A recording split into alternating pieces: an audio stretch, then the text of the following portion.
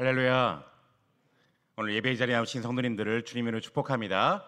서로에게 이렇게 인사하도록 하겠습니다. 하나님을 위해 위대한 일을 기대합시다. 인사하겠습니다. 이렇게 인사합니다. 하나님을 위해 위대한 일을 시작합시다. 이렇게 인사하겠습니다. 아멘.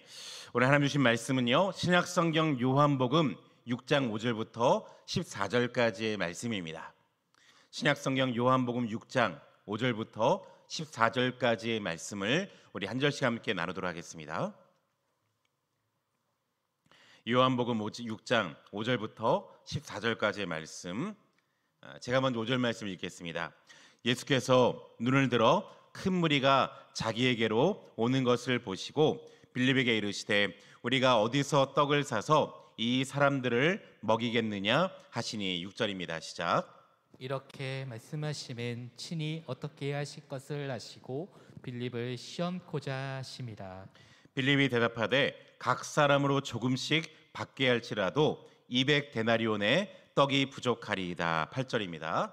제자 중 하나 곧 시몬 베드로의 형제 안드레가 예수께 여짜오되 여기 한 아이가 있어 보리떡 5개와 물고기 2마리를 가지고 있나이다. 그러나 그것이 이 많은 사람에게 얼마나 되겠사옵나이까. 10절. 예수께서 가라사대 이 사람들로 앉게 하라 하신대 그곳에 잔디가 많은지라 사람들이 앉으니 수가 5,000명쯤 되더라. 예수께서 떡을 가져 축사하신 후에 앉아있는 자들에게 나눠주시고 물고기도 그렇게 그들의 원대로 주시니라. 12절. 배부른 후에 예수께서 제자들에게 이르시되 남은 조각을 거두고 버리는 것이 없게 하라 하심으로 이에 거두니 보리떡 5개로 먹고 남은 조각이 12바구니에 찼더라. 마지막 14절 시작. 그 사람들이 예수께서 행하신 이 표적을 보고 말하되 이는 참으로 세상에 오실 그 선지자라 하더라. 아멘. 오래전에 나왔던 책 중에서 기적의 100달러 이런 제목의 책이 있습니다. 기적의 100달러. 이 책은요, 미국 캘리포니아에 있는 코스트 힐 교회라고요. 이 교회 실제 있었던 일을 기록한 책인데, 이 교회를 담임하고 있는 데니 벨레시 목사님 어느 날 교인들이 갑자기 이상한 제안을 하는 겁니다. 성도님들, 우리가 오늘부터 90일 동안 하늘나라 프로젝트를 시작합시다. 뭐라고 하냐면요, 자원자 100명을 모집한 다음에 그 자원자 한 명당 100달러씩 전체적으로 10,000달러를 다 나눠주는 겁니다. 그럼 말하기를, 자, 이걸 받은 사람들은 마음대로 쓸 수 있지만 딱 3가지만 기억하십시오. 첫 번째, 이 돈은 내 것이 아니라 하나님의 돈임을 기억하라고. 두 번째, 이 돈을 어디에 쓰는가 각자의 자유지만 그러나 반드시 하나님 나라를 확장하는 데만 사용하십시오. 세 번째, 자, 90일이 지난 다음에 그 결과를 전교인들 앞에서 함께 보고하십시오. 이거였습니다. 사람들이 이게 무슨 일인가 싶어가지고요, 아무도 자원하지 않다가 이제 한 명 한 명 해가지고요 100명의 자원자가 생겨졌습니다. 그다음부터 이 사람들이요 고민에 빠진 거죠. 왜냐, 이게 내 돈이 아니고 하나님의 돈이라 말하니까 함부로 쓸 수가 없는 겁니다. 어떻게 사용해야 되지? 그리고 90일이 지난 다음에요, 미국의 MBC 방송국이요 이 발표하는 장면을 데이트 라인이라는 프로그램을 만들어가지고 방영했습니다. 그때요 놀라운 일들이 간증이 나타나기 시작하는 거예요. 자원자들이 한 명씩 앞에 나와서 자기가 했던 일들을 간증하는데요, 그 자체가 굉장한 감동이요 은혜의 물결이었습니다. 어떤 분 말하기를요, 저는 불치병 어린이 환자들에게 책을 읽어줬는데 하다 보니까 나중에 사람들이 더 도와주다 보니까 창고에 하나가득 아동 도서를 채우게 됐습니다. 이런 말 하시고요. 어떤 사람들은 노숙자들에게 담요를 사서 나눠주었고, 또 어떤 분들은요 가난한 사람들에게 아침마다 먹을 것을 만들어서 나눠줬고, 어떤 사람은요 100달러를 가지고 내가 예수 영화를 만들게 방영하겠다. 그런데 부족하다 보니까 마침 친구들이 도와줘가지고요 6,000달러가 모아져가지고 그걸 가지고 예수 영화를 여러 장소에서 상영했다는 겁니다. 또 어떤 사람들은요 미혼모의 보조금으로 사용하고 교도소의 사역헌금, 무주택자들을 위한 주택기금으로 막 사용하다가 계산해 보니까요 처음에 나눠줬던 100달러들 합해 10,000달러였잖아. 이게요 어떻게 됐느냐, 90일이 지나니까 무려 15배로 불어난 다음에 다시 돌아오더라는 겁니다. 이 돈이요, 미국 전역에 흩어지면서 더 나아가서 세계 여러 곳에 쓰여지면서 90일이 지나니까요 15배가 훨씬 넘는 큰 재정으로 돌아오더라는 거예요. 교인들이 한 명씩 말할 때마다 다들 감격하며 그렇지, 내가 이렇게 하나님의 기적의 도구로 쓰임받았구나 감동했는데요. 나중에 이 사람들이 모여가지고요, 우리들이 공통적으로 깨달은 것, 그걸 보통 말하기를 6가지의 비밀이라는 제목으로 이 책에 기록했는데 이런 내용이 있더라고요. 첫 번째, 우리는 주는 것보다 받는 것이 훨씬 더 많음을 깨달았습니다. 둘째, 하나님이 우리 기도에 응답하신다는 것을 알게 되었습니다.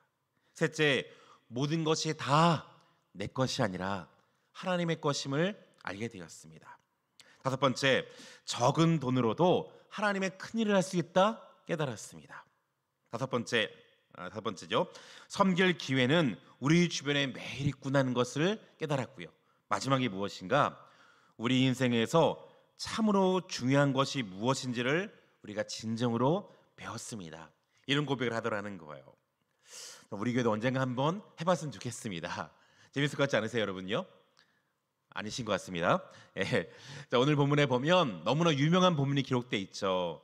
예수를 믿지 않는 사람들로 누구나 다 알고 있는 유명한 스토리. 자, 예수님께서 보리떡 5개와 물고기 2마리를 가지고 남자만 5천 명을 먹이신 엄청난 기적의 사건. 여러분, 저는 이 장면을요 상상해 봤어요. 지금 이 기적을 눈앞에서 봤던 수많은 군중들이 얼마나 감격했을까요? 불과 바로 몇 분 전까지만 해도요 먹을 것이 없어서 그렇게 배가 고팠는데 예수님께서 한 번 축사하시고 떡을 나눠주니까 어떻게 됩니까? 나눠줘도 또 나눠줘도요 떡이 끊이지 않는 겁니다. 전부 다 배불리 먹는 기쁨을 경험한 다음에 서로 이야기하겠죠. 어떻게 이런 일이 가능할까? 어떻게 이런 일이 가능하지? 아, 이분이 진짜 하나님의 아들 예수님이시구나. 내가 이분께 내 일생을 다 걸어도 아깝지 않겠구나. 내가 일평생 이분을 따라갔다 보면 정말 오늘처럼 풍족한 인생을 살겠구나. 제자들은 또 얼마나 감격했을까요? 자신들이 예수님의 축복과 통로가 되어서 어떻게 합니까? 떡을 떼어주는 눈앞에서 떡이 불어나고 또 늘어나는 겁니다. 사람들이 열광할 때 그 축복의 통로로 사용되는 자기를 보면서 제자들은 또 얼마나 감격했을까요? 여러분, 저는요 우리 모든 성도님이 전부 다 하나님의 놀라운 기쁨을 누릴 수 있는 동역자 될 수 있기를 주님 이름으로 축복합니다. 그래서 하나님께서, 우리 예수님께서 이 놀라운 표적을 통해서 우리에게 주시고자 하는 메시지가 무엇일까요? 이게 중요하죠. 여러 차례 말씀드리지만 요한복음에 나온 7가지 표적은요 그 자체가 중요하기보다는요 이 표적을 통해 주시고자 하는 교훈이 무엇인가, 이게 훨씬 더 중요하더라는 겁니다. 하나님 어떤 교훈을 우리에게 주실까요? 첫 번째 있다면, 자, 우리의 지성이 때로는 은혜의 장애물이 될 수 있다. 주님 우리에게 말씀하신다는 거예요. 뭐가 우리의 장애물이 된다고요? 우리 날카로운 합리와 지성이 우리 인생에 하나님의 은혜를 가로막는 장애물이 될 수 있다. 주님 말씀하신다는 거죠. 자, 예수님께서 수천 명의 사람들이 몰려들자 빌립에게 이렇게 질문합니다. 5절에 보면 예수께서 눈을 들어 큰 무리가 자기에게로 오는 것을 보시고 빌립에게 이르시되 우리가 어디서 떡을 사서 이 사람들을 먹이겠느냐. 여러분 생각해보세요. 예수님께서 왜 빌립을 꼭 집어서 그 사람에게 질문했을까요? 빌립은요 굉장히 합리적이고 계산이 빠른 사람입니다. 특히 숫자에 강해요. 우리 그런 사람 있잖아요. 딱 붙어본 다음에 예수님 남자만 5천 명, 여자까지 다 계산하면 최소 10,000명이 넘으니까요 딱 계산하는 겁니다. 뭐라고 합니까? 7절에 보니까 빌립이 대답하되 각 사람으로 조금씩 받게 할지라도 200데나리온의 떡이 부족하리다.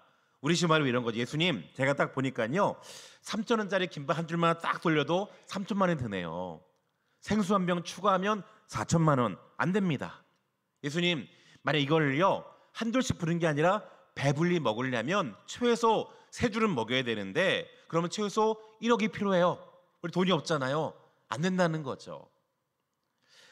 빌립은요 탁월한 지성을 가지고 어떻게 합니까? 딱 보는 순간 계산을 딱딱 하는 겁니다. 그런데 여러분 빌립의 계산 속에 담겨져 있는 문제가 뭘까요? 시선의 문제입니다. 시선. 무엇을 바라보느냐. 빌립은 지금 뭘 바라봅니까? 수많은 무리만 바라봐요. 수많은 군중들과 그 안에 담겨져 있는 어려움, 문제만 바라보지. 또 중요한 게 여러분 누가복음에 보면요 이곳이 지금 빈들이었다 말하거든요. 지금 빌립은 뭘 바라봅니까? 아무것도 없는 빈들만 바라보는 거예요. 주님 이 빌립이 뭘 바라보지 못했습니까? 그 문제 속에 계시는 예수님을 보지 못하는 겁니다.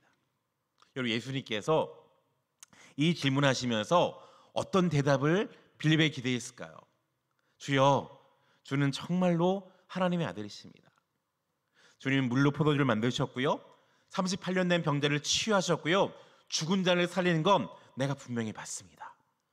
주님께서 능히 이 군중들을 먹일 수 있을지 내가 분명히 믿습니다. 이 대답 기대하지 않았을까요? 그런데 빌립이 엉뚱하게 다른 얘기하는 거예요. 여러분 본문을 깊이 묵상하다 보면요 빌립은요 예수님이 질문하신 포인트를 완전히 빗나간 것을 우리가 알 수 있어요. 여러분 예수님이 질문을 뭐라 질문했죠? 빌립아 어디에서 떡을 사서 이 사람들 먹이겠느냐? 이게 무슨 말이냐면 예수님은요 이 표적의 근원이 누구인가? 어디서? 포인트가 여기 있죠. 빌립은 뭐라 얘기합니까? 예수님 각 사람마다 조금씩 받는다 할지라도요 200데나리온이 부족합니다. 빌립의 관심이 어디 있습니까? 돈에 있어요. 비용에 있습니다. 예수님은 이 표적의 근원이 누구인가? 자기를 바라보고 말씀하는데 빌립은 뭘 바라봅니까? 내게 없는 돈, 금액 이걸 지금 바라보고 있는 거죠. 예수님이 왜 빌립을 꼭 집어 질문했다고요? 6절에 보면요 이런 답이 있어요. 이렇게 말씀하심은 친히 어떻게 하실지를 아시고 빌립을 뭐하고자 하심이라? 시험하고자 하심이라. 이 시험이 여러분 무슨 시험일까요? 자 빌립을 포함해서 예수님의 제자들은요 장차 이제 전 세계를 다니면서 복음을 전하기로 예수님께서 딱 집어서 택하신 사람들입니다.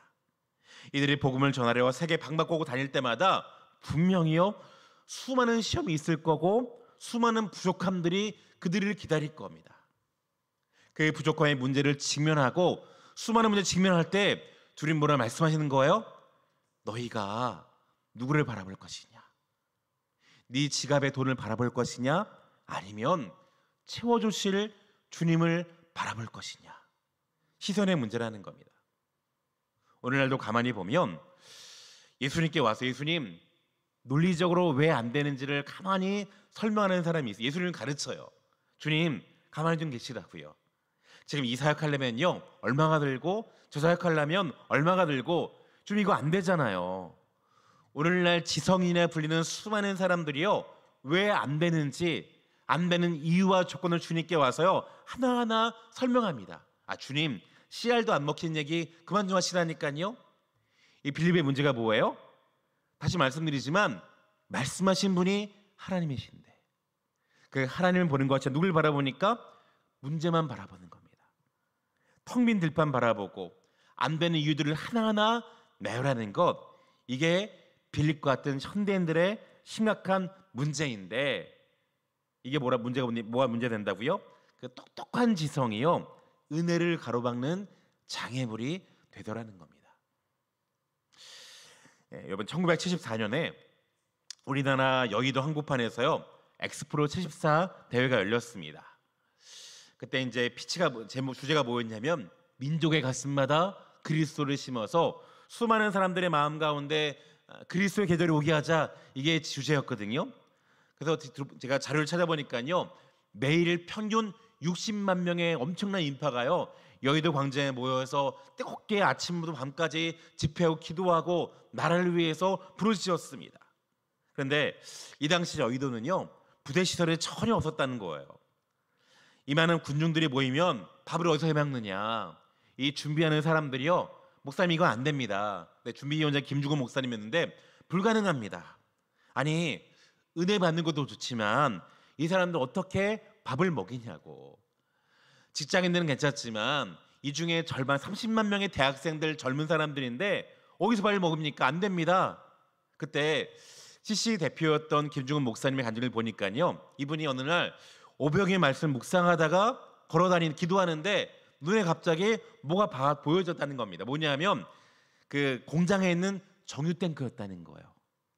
기름을 저장하는 정유 탱크를 보는 순간 갑자기 이분이요, 영감이 떠올랐다. 아, 저걸 가지고 우리가 밥솥을 만들자. 그럼 되지 않겠느냐? 그래가지고요, 우리나라 최초로 한 번에 10,000명짜리 밥을 하는 엄청난 크기의 밥솥이 이때 만들어진 겁니다. 매 끼니 때마다요 30개의 밥솥을 가지고 몇 명이 적으면요 30만 명분의 밥솥을 매일 만든 다음에 매일매일 그걸 쓰고 사람들을 먹였다는 거예요. 사랑하는 성도 여러분, 하나님의 사람들은요 결코 문제가 있는 빈들만 바라보는 사람이 아닌 줄 믿습니다. 하나님의 사람들은 뭘 바라봅니까? 그리스도 예수 안에 있는 소망을 바라보는 사람들이에요. 부정적인 안경을 벗어버리고요, 하늘의 안경을 쓰고 누굴 바라봅니까? 그 문제 속에 계시는 예수 그리스도를 바라보는 사람들, 이게 하나님의 사람이라는 거죠. 내가 신앙을 가졌다 말하지만 여전히 부정적인 안경을 쓰고요, 쓴 사람들은요 절대로 신앙의 능력, 하나님의 역사를요 경험하지 못합니다.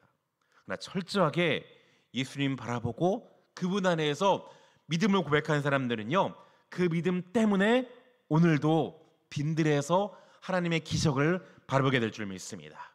그렇다면 오늘 우리 성도님들은요 무엇을 바라보고 계십니까?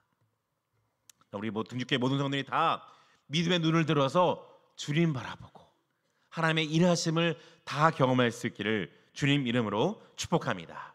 그런가 하면요, 이 오병이의 놀라운 기적 속에는요 기적을 만들어내는 몇 가지 중요한 요소들이 숨겨 있더라고요.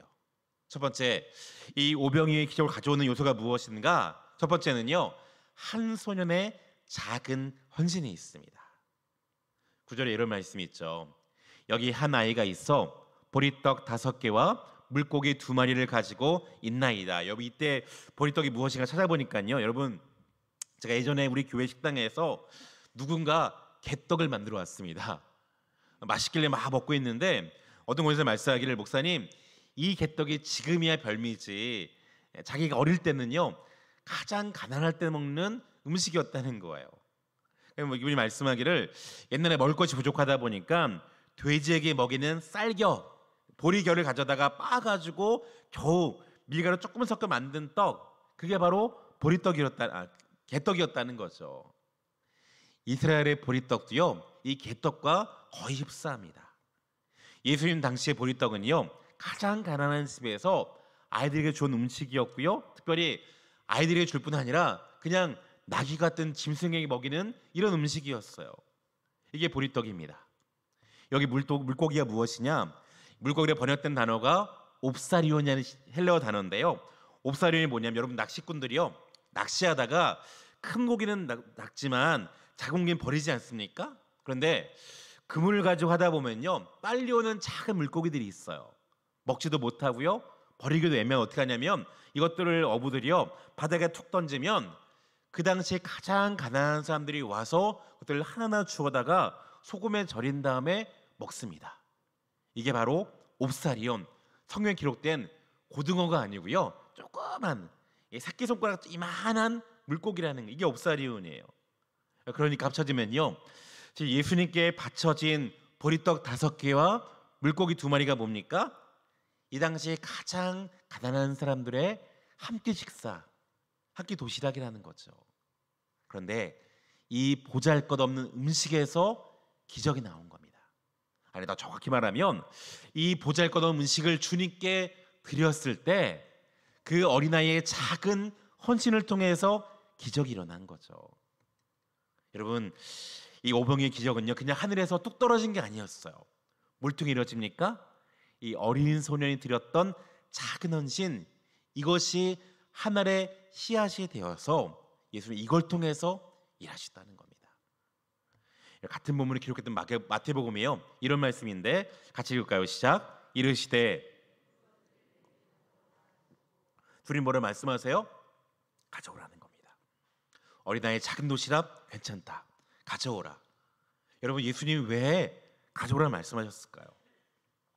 여러분, 예수님 입장에서 어떻게 보면요, 주님 입장에서 사실 어린아이의 초라한 도시락 가지고 기적을 베푸는 게 더 민망할 수 있습니다. 왜 그런가? 여러분, 제가 예수님이라면요 이렇게 했을 것 같아요. 여러분 다 입 벌리십시오. 그럼 어떻게 얘가 예수님이면요, 첫 번째 한식이다. 그다음에 한식들을 막 입에다가 딱 넣어주지 않겠습니까? 돈가스를 넣고 몰라 넣은 다음에 두 번째 또 입 벌려라. 이번엔 양식이다. 소고기를 입에 싹 넣어주고요. 마지막 디저트까지 싹 넣어준 거 주님 불가능하실까요? 충분히 가능하시죠. 그런데 이게 더 간단할 것 같은 예수님이 왜 굳이 어린아이 도시락을 가져다가 이걸 통해서 기적을 이루시는가? 이유가 무엇일까? 보여주시는 거예요. 뭘 보여주십니까? 참된 동역의 기쁨이 무엇인지. 더 나아가서 하나님의 역사는 뭘 통해 이루어진다고요? 하늘에 뚝 떨어진 것이 아니라 우리 입장에 인간의 작은 헌신이 있을 때 하나님이 그걸 또 이루신다. 이걸 보여주게 해주시면 어떻게 하신다고요? 내게로 가져오라. 내가 이걸 통해 큰일 하겠다. 주님께서 말씀하신다는 거죠. 여러분, 사실 보잘것 도시락 하나가 5천 명의 군중을 위해서 무슨 소용이 있겠습니까? 그런데 그 작은 도시락 하나가 누구 손에요? 주님 손에 들려질 때 거기서 5천 배의 기적이 나타나다라는 거예요. 여러분, 하나님은요 우리에게도 동일하게 오병이어의 기적의 씨앗이 되는 작은 씨앗들 이미 우리 심령 가운데 주신 줄 믿습니다. 사람들 보기에 초라해 보일지라도요, 각자에게 주셨던 하나님의 도시락 오병이의 달란트가 누구에게나 주어집니다. 그런데 안타깝게도요, 많은 사람들이 그것들 자기 손에 움켜쥐고만 있습니다. 많은 사람들이요 주님께 바치기를 꺼려함을 말미암아 지금 낭비되고 있는 수많은 재능과 은사들이요 얼마나 많은지 모릅니다. 노래하는 재능을 주셨고, 가르치는 재능과 봉사하는 재능, 전도하고 섬기고 대접하면서 또 치유하고 중보기도, 행정의 은사, 하나님의 각자 은사들을 우리에게 다 주셨는데 누구의 은사들이 없는 사람이 아무도 없어요. 그런데 문제는 무엇입니까? 이 은사들을요 내 손에 움켜쥐고만 있으면 소멸된다는 거예요. 그러나 이것을요 이 어린아이처럼 하나님 나라를 위해서 주님께 드리면 이것이 지금도 기적의 씨앗이 될 줄 믿으시기 바랍니다. 우리의 건강과 우리의 물질과 우리의 시간과 우리의 지성, 무엇인가 우리가 주님께 받은 걸 그대로 드리기만 하면요 주님 그걸 가지고 지금도 일하기를 원하신다는 거예요. 이 어린 소녀는요 어머니가 사준 도시락 주춤하지 않았습니다. 움켜쥐지 않았어요. 어떻게 합니까? 아깝다고 인색하는 것이 아니라 주님 말씀하실 때 기꺼이 드렸습니다. 내게로 가져오라. 말씀하실 때 어떻게 합니까? 주님, 이거 주님 받으시라고 기꺼이 드렸다는 거예요. 이런 마찬가지입니다. 때로 우리가 스스로 내 자신을 보일 때요 내가 작아 보이고 초라해 보일 때가 있어요. 너무나 부족해 보이고 나까짓게 이까짓게 뭘 할 수 있을까? 아닙니다. 그것이 내 손에 있을 때는 부족해 보여도 그것이 주님께 드려질 때, 주님 손에 붙들 때 그것이 오늘날에도요 기적을 가져오는 놀라운 통로로 쓰임을 여러분 믿으시기 바랍니다. 소년 다윗이요 하나님 손에 붙들 때는요 골리앗을 무찌를 수 있었죠. 기돈의 군사가 300에 불과하지 않았지만 그러나 믿음으로 나갈 때 어떻게 합니까? 하나님께서 300을 통하여서 수십만의 미디안 군사를 곁에 했어요. 중요한 것은 누가 그것을 붙잡고 사용하는가, 누구에게 드리는가, 이게 중요한 거예요. 작은 몽당 연필이요 아이들에게는요 그저 놀다 버린 장난감이지만 그러나 그 몽당 연필이 톨스토이 같은 위대한 작가에 드려질 때 명작을 써내는 도구가 됩니다. 이게 중요한 거예요. 내가 지금 누구 손에 붙잡혀 있는가? 오늘 하나님 여러분 향해 질문하십니다. 네 손에 있는 것이 무엇이냐? 그걸 나에게로 가져오라. 우리 교회 보면요 이렇게 오병이어의 주인공으로 쓰임받는 분들이요 굉장히 많으십니다. 어떤 성도님들은요, 아침마다 큐티 말씀을요 카톡으로 일일이 보내신 분이 계세요. 시간이 꽤 걸리겠더라고요. 제가 보니까 그분들의 작은 헌신을 통해서요, 우리 교회 수많은 성도들이 하나님 말씀으로요 아침을 시작하게 됩니다. 통로로 쓰임 받는 거죠. 어떤 성도님 말씀하기를요, 나 아침 묵상하기 진짜 싫은데, 일어나기 싫은데 그분의 정성에 감사해서 어쩔 수 없이 큐티할 수밖에 없다고, 이런 분들 계시는 거예요. 이 오병이어의 헌신인 거죠. 오늘 저녁 때 드디어 알파 수료식이 맞이는데요, 제가 가만히 보니까 우리 교회 눈에 보이지 않는 곳곳들마다 숨겨진 오병이어들이 여러분이 계시더라고요. 어떤 분들은요, 목요일부터 오셔가지고 미리 장을 보시고 식재료를 목요일부터 열심히 다듬으십니다. 어떤 분들은요, 금요일날 오셔서 데코를 하시고요. 어떤 남자 집사님들은요, 사람들이 아무도 없을 때 몰래 와가지고 테이블을 정리하고 테이블을 설치하다가 또 저녁 때 다 끝난 다음에 와가지고요, 피곤할 때도 와가지고 다시 것들을 재설치하고, 어떤 분들은요 늦은 시간까지 음식을 만들고 설거지하고, 수많은 오병이어들의 헌질이 있었기 때문에 이 알파통에 하나님의 큰 은혜가 부어진 줄 믿으시기 바랍니다. 그렇다면 성도 여러분, 오늘 여러분 손에 들려진 오병이어는 무엇입니까? 혹시 여러분들은 그것들을 손에 움켜쥔 채 소멸하고 있지는 않으신지요? 내 손에 든 것이 무엇이냐? 그것을 내게로 가져오라.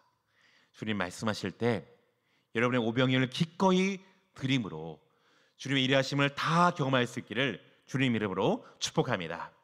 그러면 또 한 가지, 이 오병이어의 기적을 가져오는 또 한 가지 기적이 있는데요, 그것이 무엇이냐면 따라해 볼까요? 미리 감사하기. 미리 감사하기예요. 무슨 말인가? 11절에 이런 말씀이 있죠. 예수께서 떡을 가져 축사하신 후에 앉아있는 자들에게 나눠주시고 물고기도 그렇게 그들의 원대로 주시니라. 여기서 축사하다, 이게 무슨 말이냐면 쉽게 말하면 감사기도 했다는 겁니다. 영어로 give thanks거든요. 감사기도하다, 감사했다는 거예요. 예수님 뭐 한다고요? 지금 보리떡 5개를 가지고 어떻게 합니까? 마치 5,000명치의 음식이 있는 것처럼 먼저 하나님께 감사한 다음에 나눠주더라는 거예요. 이 감사는 일종의 선불입니다. 감사의 선불이에요. 이미 베푸셨던 그 은혜에 감사하는 것이 뭐합니까? 앞으로 베푸실 축복을 미리 바라보면서 믿음으로 감사를 지금 땡겨오는 거죠. 은혜를 땡겨오는 겁니다. 우리 주님은요, 손에 있는 게 뭐가 있습니까? 지금 겨우 보리떡 5개, 조그만 겁니다. 물고기 2마리, 조그만 건데 뭐합니까? 장차 이것을 가지고 하나님께서 5,000명이 넘게 배부르게 먹으시, 더 나가서 12광주에 남게 될 걸 미리 바라보지 뭡니까? 미리 감사하셨다는 거예요. 여러분, 만약에 여러분께서요 지금 당장 전세금 수천만 원 필요한데 단돈 10만 원만 있다고 감사가 나오시겠습니까? 주님 뭐 하십니까? 5,000명이 지켜보고 있는데 겨우 보리떡 5개 가지고 하나님께 하나님 감사합니다. 이 사람들을 먹이 음식을 나에게 이미 주시니 감사합니다. 예수님 이렇게 하신다고요? 제자들에게 말씀하시는 거죠. 얘들아, 너희가 장차 내가 떠난 후에 사역할 때, 수많은 지역을 다니며 사역할 때 때론 너희 손에 들려진 게 아무것도 없을 거야. 그때 뭐 하라고요? 미리 감사하라는 거예요. 그러면 하나님께서 그 미리 감사의 고백을 들으시고 뭐 한다고요? 반드시 너희의 삶 가운데 큰 일을 행하실 거라는 겁니다. 미리 감사하라는 거예요. 미국의 어느 교회에 A.A. 하디라는 분이 계세요. 이분이 말씀하기를 자기가 평탄하고 잘 먹고 잘 살 때는요 감사문 11조 생각도 안 했답니다. 그러다 이분이요 사업을 좀 크게 하다가 철저하게 실패한 다음에 수천만 달러의 부채를 지고 빚을 진 다음에 교회에 나와서 울었다는 거예요. 그때 처음으로 목사님의 설교가 귀에 들어오더라는 겁니다. 그때 목사님 무슨 설교했냐면 먼저 감사하십시오. 미리 감사하십시오. 이 설교였어요. 이분이 그 얘기를 들은 다음에 한참 동안 내가 감사할 조건이 무엇이지? 처음에 없어가지고 그냥 하나님 깨닫게 해달라고 가만히 보면서 썼다는 겁니다. 내가 뭐가 감사하지? 아, 가족이 남아있네? 내 건강이 남아있네? 뭐가 남아있네? 쭉 써보니까 그 순간에 하나님께서, 성령께서 그분의 심령에 역사하면서 갑자기 속에서부터 뭔가 울컥 올라온 다음에요, 진짜 감사의 고백이 이분의 입속에서 나오더라는 거예요. 이분이 그때 이렇게 고백했다는 거예요. 하나님, 지금까지 우리의 가정과 사업을 지켜주시니 감사합니다. 하나님이 실패 중에서도 다시 일어설 수 있는 건강 허락하시니 감사합니다. 실패 중에서도 사랑하는 아내와 자식들이 비뚤어지지 않고 여전히 나를 도와주고 있으니 이것에 감사. 이분이요, 1시간 동안 앉아가지고 쭉 쓰다 보니까 끝이 없더라는 거예요. 그때 결심했습니다. 내가 오늘부터 감사의 힘을 매일 드리고 내가 정직한 11조를 주님께 드리겠습니다. 고백했더니 이분이요, 회사 직원들이 난리가 났대요. 아니, 사장님, 지금 빚을 지고 있는 사람이 부채의 상환을 먼저 해야 되지 11조를 왜 하시냐고, 무슨 말이냐고, 위선 아니냐고. 그때 이분이 이렇게 얘기했다는 거예요. 나는 지금 경제 원리보다 영적 원리가 더 중요합니다. 나는 부채 상환보다 신앙의 상환이 더 중요합니다. 이분이 그때부터 정말요, 하나님께 매일 교회 나오면서 미리 감사하면 어떻게 했느냐, 매일매일 적은 금이라 할지라도 하나님께 감사함을 드리고 11조를 정확히 드리고 주일마다 매일 나와 주장해서 봉사했는데, 하나님께서 처음에 이분의 믿음을 보시 어떻게 하시고 하십니까? 세례를 행하셨습니다. 이분이 말하기를 이상하게 빚이요 갚아지기 시작하더라는 거예요. 몇 년 지나지 않아서 빚이 다 청소년 다 이분이요, 이러면 제가 이런 책이 안 하는데요, 이러해 보니까 그 당시 이분이 미국 전역에서 가장 감사를 많이 하고 가장 11조를 많이 했던 간증의 주인공이 되었다는 거죠. 이분이 책에서요 이렇게 말합니다. 감사가 회복되는 순간 축복이 시작됩니다. 뭐라고요? 감사가 회복되는 순간 축복이 시작됩니다. 감사가 축복입니다. 사랑하는 성도 여러분, 다음 주일은요 추수감사주일입니다. 우리 성도님들은 무슨 열매를 가지고 주님께 감사하시겠습니까? 혹시 내가 감사할 제목이 아무것도 없다고, 내가 경제적으로 너무 어렵다고 혹시 감사하는 것을 주저하지는 않으신지요? 믿음으로 하나님이 장차하실 일들을 믿음으로 바라보며 미리 감사할 수 있기를 주님 이름으로 축복합니다. 그러면 하나님께서 반드시 여러분의 그 믿음을 보시고요, 여러분 인생 가운데 놀라운 일들을 이루실 줄 믿으시기 바랍니다.